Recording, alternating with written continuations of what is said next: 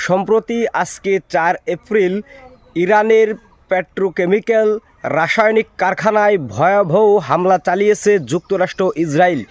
এর ফলে পৃথিবী জুড়ে বিভিন্ন পণ্যের কাঁচামালের কিন্তু দাম বেড়ে যাবে। এর কারণে কিন্তু কৃষিখাতেও ভয়াবহ বিপদ আসতে পারে। পেট্রোকেমিক্যাল দিয়ে এই রাসায়নিক পদার্থ দিয়ে কি উৎপাদন করা হয় আমি সম্ভাব্য তার একটা তালিকা আপনাদেরকে পড়ে শোনাবো।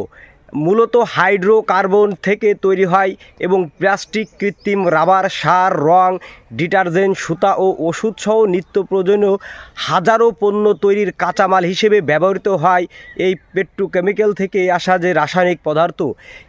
ইরানে যেভাবে ভয়াবহ আকারে যুক্তরাষ্ট্র ইসরায়েল যেভাবে হামলা চালাচ্ছে, তাতে ইতিমধ্যে বাংলাদেশ সহ সারা দুনিয়া জুড়ে জ্বালানি তেলের কিন্তু ব্যাপক সংকট দেখা দিয়েছে। এরই মধ্যে আবার পেট্রোকেমিক্যালে হামলা চালিয়ে এই ইসরায়েল এবং যুক্তরাষ্ট্র পৃথিবী জুড়ে হাজারো পণ্যের দাম বাড়িয়ে দিচ্ছে।